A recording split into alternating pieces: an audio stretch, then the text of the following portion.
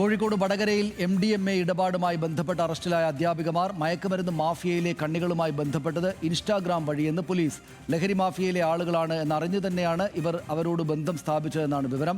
ലഹരി മരുന്ന് വിൽപ്പനയ്ക്കായി അധ്യാപികമാർക്ക് കമ്മീഷനായി ലഭിച്ചത് വലിയ തുകയാണ് എന്നും കണ്ടെത്തലുണ്ട്. വിവരങ്ങളുമായി ആകാശ് ചേരുന്നു. ആകാശ്, അങ്ങേയറ്റം ഞെട്ടലുണ്ടാക്കിയ സംഭവമായിരുന്നു. ഈ വടകര ഭാഗത്തൊക്കെയുള്ള രണ്ട് അധ്യാപികമാർ ഇങ്ങനെ MDMA ബന്ധവുമായി ബന്ധപ്പെട്ട് ഇങ്ങനെ അറസ്റ്റായിരിക്കുന്നത് വലിയ ഞെട്ടലുണ്ടാക്കിയിട്ടുണ്ട്. ആ പ്രദേശത്തുകാർക്കൊക്കെ വലിയ ചർച്ചയായിട്ടുണ്ട്. സ്വാഭാവികമായിട്ടും അവരെ സർവീസിൽ നിന്ന് എന്തായാലും സസ്പെൻഡ് ചെയ്യുകയും മറ്റും ഉണ്ടായിട്ടുണ്ടല്ലോ. പോലീസിൻ്റെ അന്വേഷണം ഏത് നിലക്കാണ് മുന്നോട്ട് പോകുന്നത്? ഇവർ അധ്യാപികമാരാണ് എന്നതുകൊണ്ട് തന്നെ കുട്ടികളുമായിട്ട് നിരന്തരമായിട്ട് ബന്ധപ്പെടുന്ന ആളുകളാണല്ലോ. അപ്പോൾ ആ നിലക്ക് കുട്ടികളിലേക്കും മറ്റുമൊക്കെ ഈ മയക്കുമരുന്ന് കടത്താനും അല്ലെങ്കിൽ ആ നിലക്കൊക്കെ എന്തെങ്കിലും കുറ്റകൃത്യങ്ങൾ ഇവർ കൂടുതലായിട്ട് ഏർപ്പെട്ടിട്ടുണ്ടോ എന്ന വിവരങ്ങളൊക്കെ പോലീസിന് ലഭ്യമായിട്ടുണ്ടോ?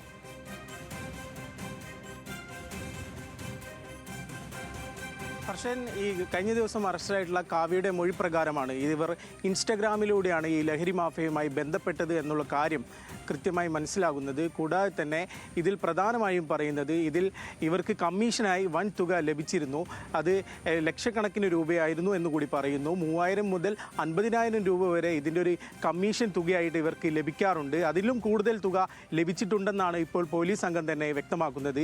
ഇവരുടെ ഈ കഴിഞ്ഞ ദിവസം അറസ്റ്റിലായ കാവ്യയുടെ മൊഴി പ്രകാരമാണ് ഇൻസ്റ്റാഗ്രാം വഴിയാണ് ഈ ലഹരി മാഫിയയുമായി ബന്ധപ്പെട്ടത്. അതോടൊപ്പം തന്നെ ഇവർ ആദ്യമായി ലഹരി ഉപയോഗിച്ചത് മാംഗ്ലൂരിലെ ഒരു സുഹൃത്തിനൊപ്പമായിരുന്നു. MDMA ആയിരുന്നു ഉപയോഗിച്ചിരുന്നത്. അതിനുശേഷം MDMA ആവശ്യപ്പെട്ടുകൊണ്ട് ഇൻസ്റ്റാഗ്രാമിലുള്ള ഈ മാഫിയ സംഘവുമായി ബന്ധപ്പെടുകയും ഇവരിൽ നിന്ന് MDMA ഉൾപ്പെടെ വാങ്ങുകയും ചെയ്തു. അതിനുശേഷം ഇവർ ഒരു അധ്യാപകരാണെന്ന് മനസ്സിലാക്കിയ ഈ ലഹരി സംഘം ഇവരെ ഇടനിലക്കാരാക്കി ഈ ലഹരി വിൽപ്പന നടത്തുകയായിരുന്നു. ഇവരുടെ ഒരു വിൽപ്പന എന്ന് പറയുന്നത് ഈ ലഹരി വസ്തു ഒരു സ്ഥലത്ത് നിക്ഷേപിക്കുകയും ആ സ്ഥലത്തിൻ്റെ ലൊക്കേഷൻ ഗൂഗിൾ മാപ്പ് വഴി ഈ ആവശ്യക്കാർക്ക്, ഈ ലഹരി വേണ്ട ആവശ്യക്കാർക്ക് നൽകുകയുമായിരുന്നു. അവിടെ നിന്ന് ഇവർ ലഹരി വാങ്ങിക്കുകയും ഇവർക്ക് ഗൂഗിൾ പേ ആയി പണം അയച്ചു നൽകും.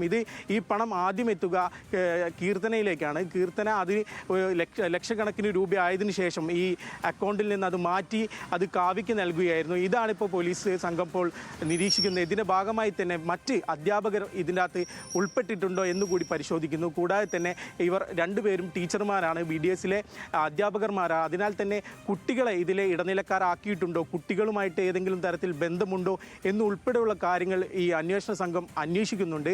പ്രത്യേകമായും ഒരു SIT രൂപീകരിച്ചിട്ടുണ്ട്.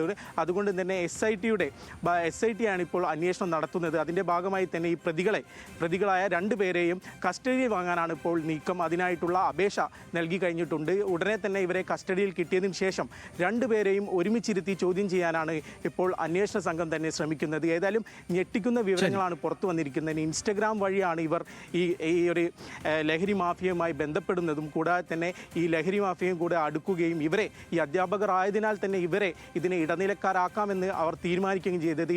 ഇവർ വിവരങ്ങൾക്ക് എന്തായാലും ഇൻസ്റ്റാഗ്രാം വഴിയാണ് അവർ ഈ പറയുന്ന മയക്കുമരുന്ന് വിൽപ്പനക്കാരുമായിട്ട് ബന്ധപ്പെട്ടത് ഈ ടീച്ചർമാർ എന്നാണ് പറയുന്നത്.